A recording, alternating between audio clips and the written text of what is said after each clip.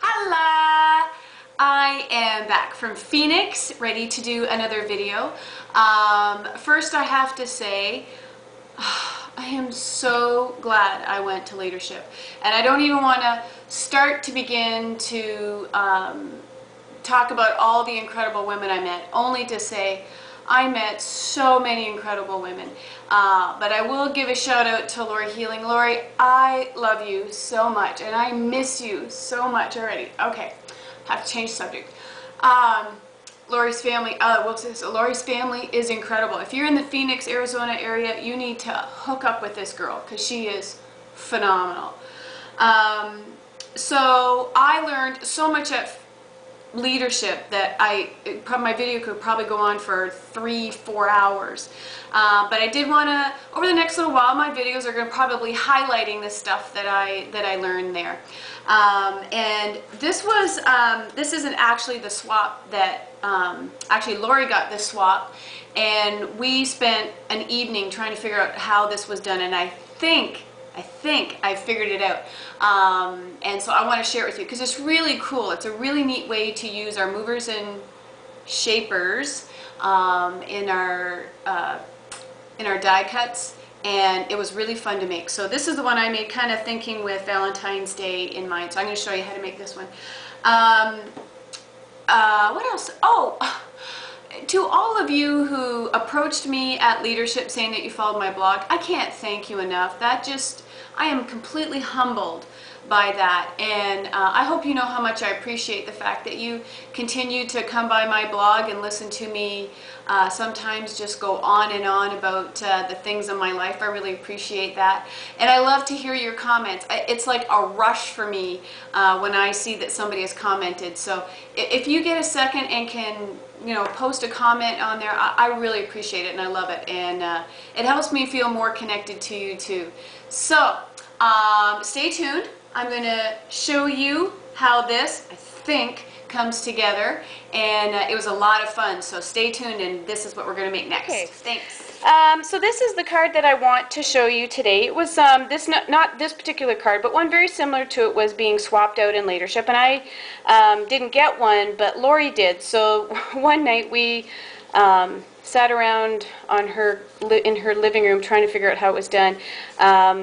I asked a ton of people at leadership how they thought it was done, because the heart is only cut out on one half. You see that? So it's not punched, and the gal said she did use movers and shapers. So talked to Angie Judah, and I think I figured it out. So this is, we're going to use a 4 1/4 by 11. So if your cardstock is facing this way, this is the 4 1/4.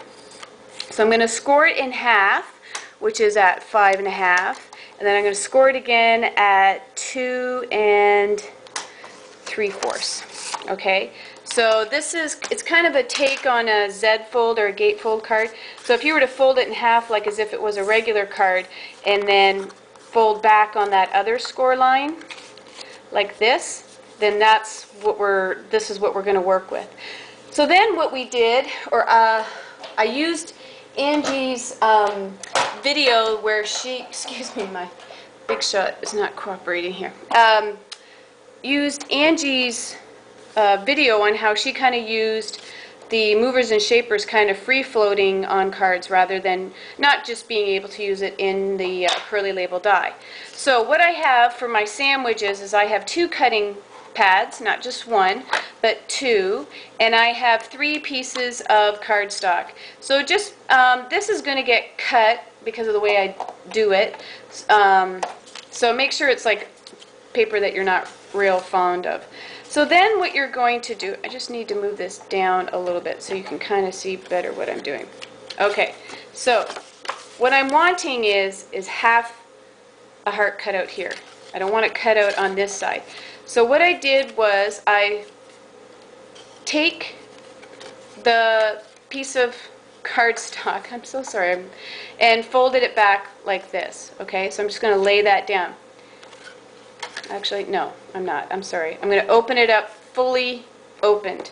And then I'm going to take this mover and shaper. Actually, I'm going to make sure it's completely under the cutting board.